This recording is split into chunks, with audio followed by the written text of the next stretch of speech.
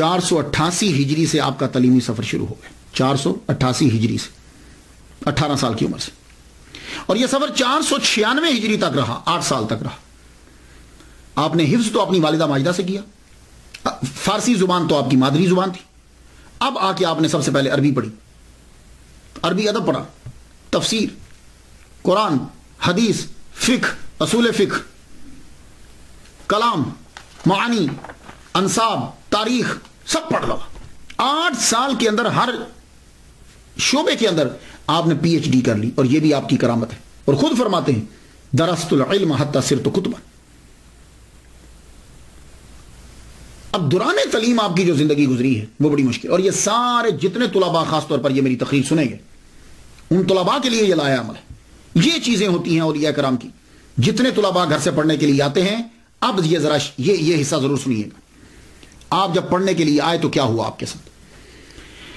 اصل میں آپ کے نانا امیر تھے، وہ وہاں سے پیسے بھیجتے، آپ شام سے پہلے، سورج ڈوبنے سے پہلے وہ پیسے آپ تقسیم کر دیتے، اور خود پھر فاقو۔ اس کا نتیجہ یہ نکلا کہ المدرسہ النظامیہ سے رہائش آپ کو نہیں ملی، رہائش آپ سے لے لی گئی، رہائش آپ سے لے لی گئی، کیونکہ یہ مدرسہ جو ہے یہ ہائی لیول کا مدرسہ تھا۔ جیسے آج کل آپ ہارورڈ یونیورسٹی امریکہ بول لیں، آکسفورڈ یونیورسٹی لندن میں چلے جائیں، اسلامک یونیورسٹی پاکستان، اس طرح کی ازہر یونیورسٹی میں چلی جائیں، تو بھائی فیسیں دینا پڑتی ہیں۔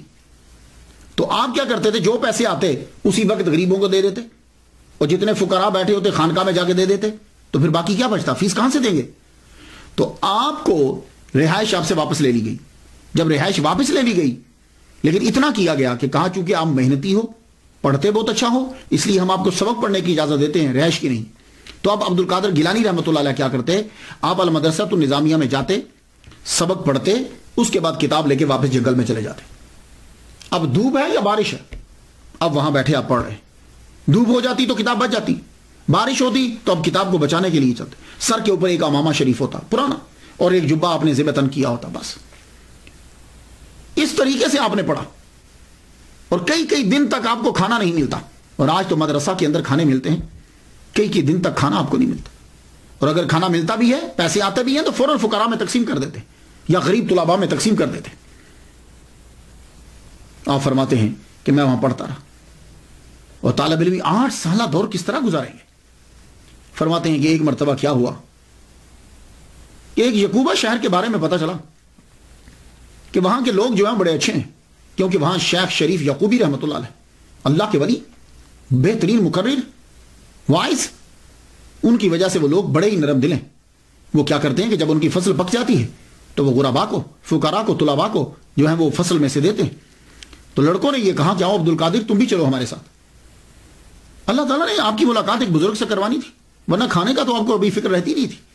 آپ ان کے ساتھ چل پڑے۔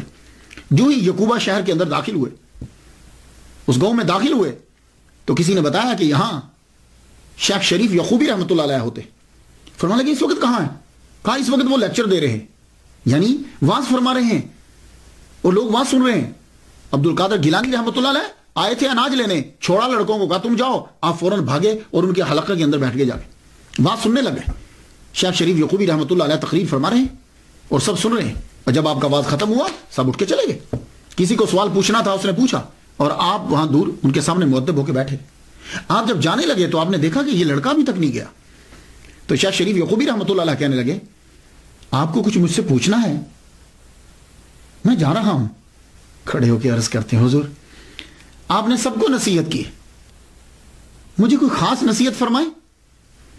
شیخ شریف یعقوبی رحمۃ اللہ علیہ نے یوں دیکھا لڑکے کو سر سے پاؤں تک،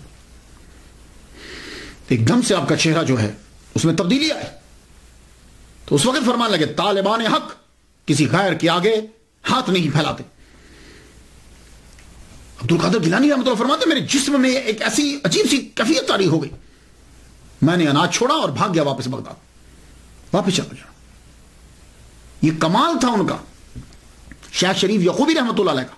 بڑی سادہ تقریر فرماتے تھے، لیکن مجمع میں جتنے لوگ بیٹھے ہوتے تھے ہر ایک کو اپنی بساط کے مطابق حصہ مل جایا کرتا تھا۔